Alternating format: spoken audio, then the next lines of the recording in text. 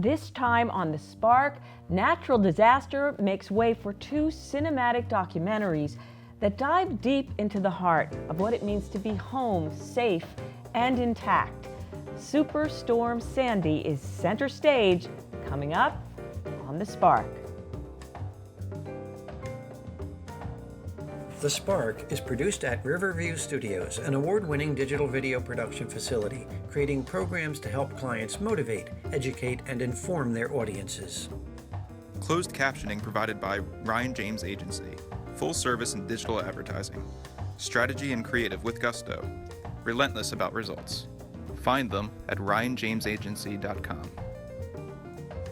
Additional considerations provided by The Vault Authentic Wood Fire Pizzeria.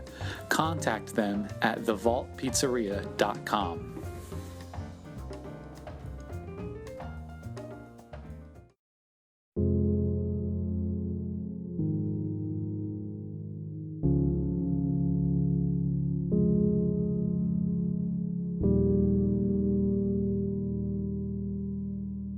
In the fall of 2012, I started filming the aftermath of Hurricane Sandy. It was the start of a multi-year journey documenting just what it was like in and around the New Jersey Shore area. This is the story of the incredible people I met along the way.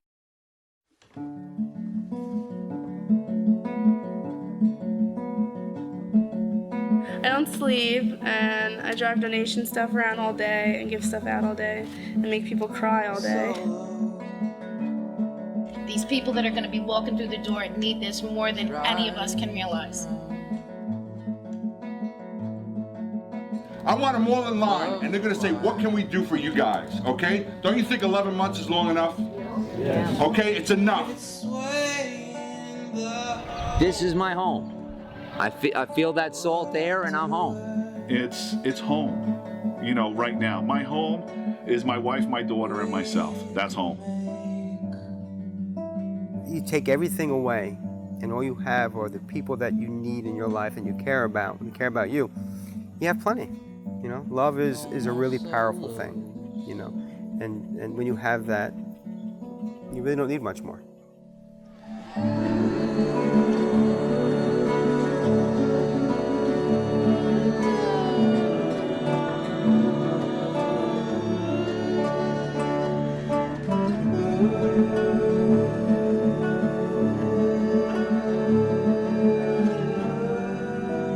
We'll be stronger, we'll be tighter, and we'll be the community that we were before, but better.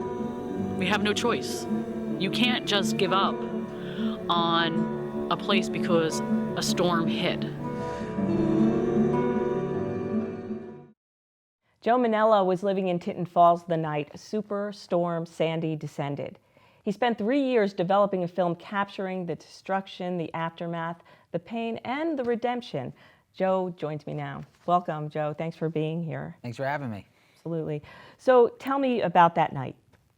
Well, the night of the storm, I was, kind of hunkered down with my family. Just, couldn't really see anything. Power was out. And, just some images we saw on Facebook until our phones died, and we didn't even have that. It was just awful to see, but wasn't really in perspective yet. Just saw a whole lot of water and not a lot of the destruction just yet. Just we knew it was bad, but we didn't really have much of a look at it yet. When did it strike you that this was an extraordinary event?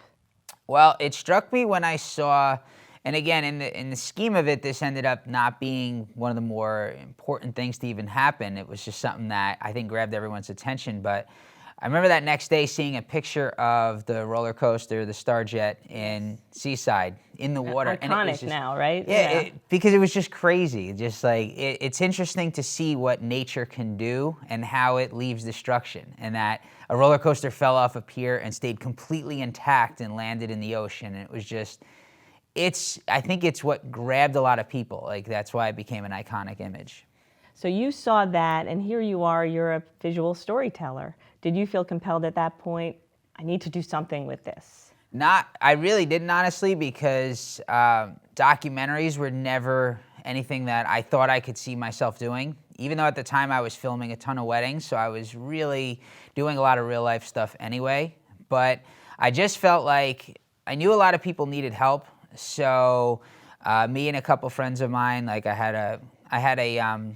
we had a studio in Red Bank, and I had the video company, another company was a photo company, and then there was a DJ company. And there was power, and we all decided like we should do something to help people. So we basically turned it into a distribution center. So people would bring in, you know, anything that needed, like food, cleaning supplies, clothing, all that stuff. There'd be a board with where, like, what towns things needed to go. And I got really bored sitting there just sorting through stuff. So I was like, I want to drive things around to the town. So in that, when I started to see what was happening and what people were going through, you know, a couple people that I had known that had damage to their house said, like, you should film what's going on. Like, we need a voice given to this. So I picked up the camera and started getting some footage of what I saw, and went a little further and noticed that, okay, like basically every day I found that it was worse than what I saw the day before. The destruction was so comprehensive, right? Well, you'd go into a house and, you know, you never realize what like an inch of water in your house can do, because you still have to, you know, rip the walls out and do all that. So I was like, wow, this is awful. But then a few days after that, I would be able to make it to a part of the state where a house had, you know, 5 feet of water. I was like, oh my God, this is awful. And then I'd see a house that actually just was flattened through the storm. So it was like, it just kept getting worse. And I was like, and it's what compelled me to continue to film. I'm like, someone really needs to show what's happening. And it was originally just gonna be a short internet video, but it turns out we didn't need that because everybody was doing stuff like that. Everybody wanted to show the best disaster shots. So I just said, you know what, this is something I'll film, and like maybe let's see what happens here. Let's see how we recover.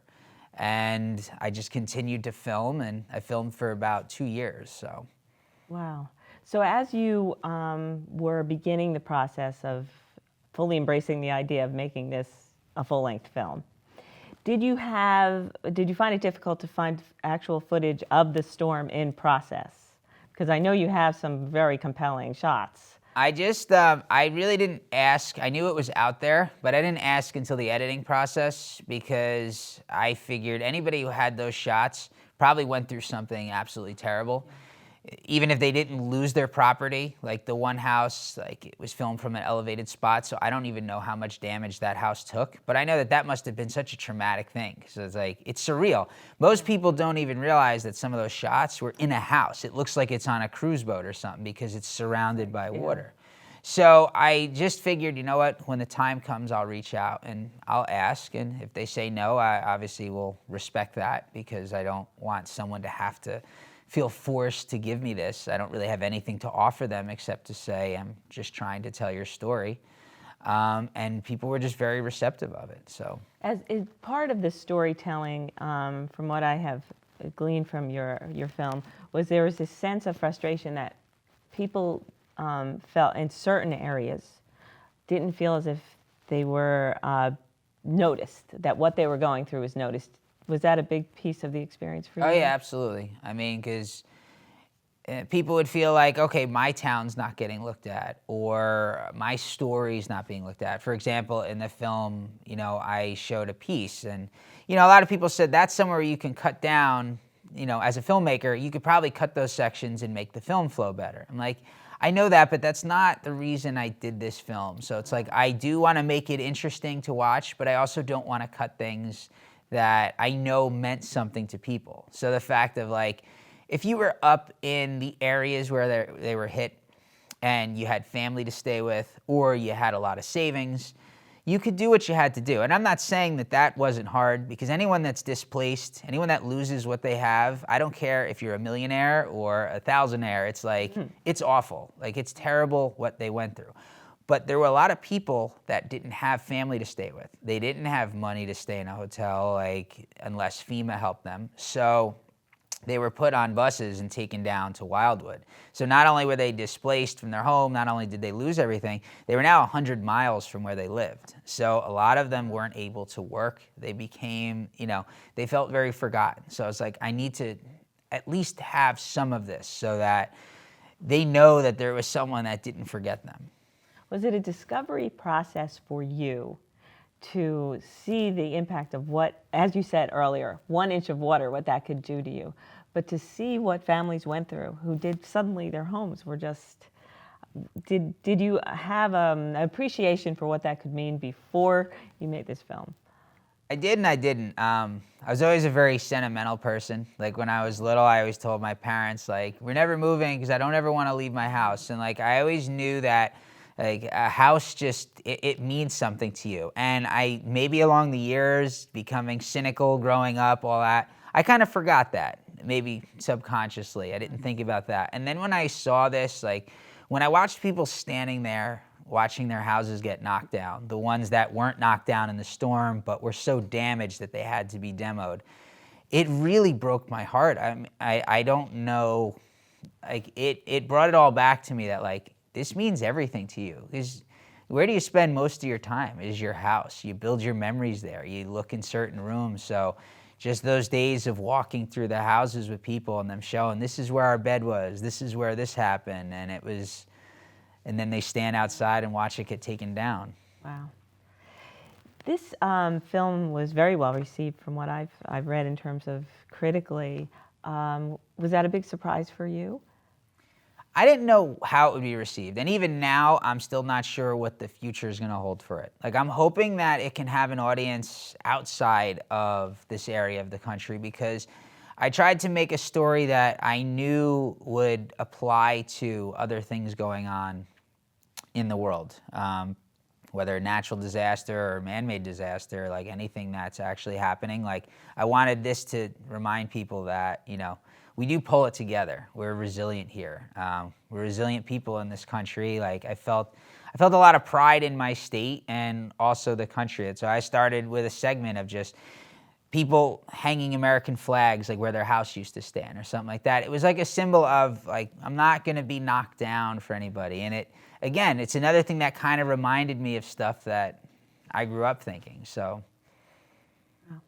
So just briefly, how did you choose to distribute the film? My understanding is it was all pretty much online, is that right? Yeah, I don't have an actual distribution deal yet or anything like that. I'm not even sure if I'm gonna get one. I'm gonna try, but it's gonna be on the terms I want. Like I could have sold the film, basically sell the footage, like to people that wanted to do a piece about global warming and stuff like that. And I said, I don't know that, like, that wasn't the reason that I did this. Like, I wanted to tell a personal story of people. Like, I didn't really take a scientific approach. I didn't interview weather people, meteorologists, anything like that. So I decided that before even the festivals happened to have an online screening so that all the people that were involved could sit and watch it one night, especially from their home, to do that. Originally, I wanted to have a big theater because I wanted to see everyone be together, but I couldn't get that to happen. So I was like, why don't I just put it online? It's like, in 2016, you can broadcast yourself. As artists right now. Yeah. Well, I